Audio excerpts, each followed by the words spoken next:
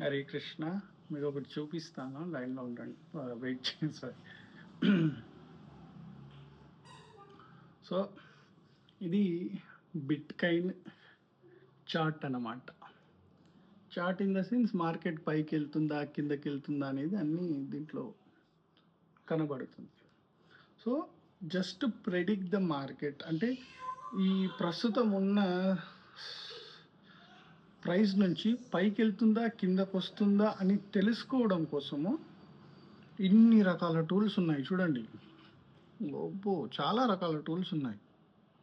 Share market, crypto market చేసే వాళ్ళకి అడిగితే మీకు చెప్తారు.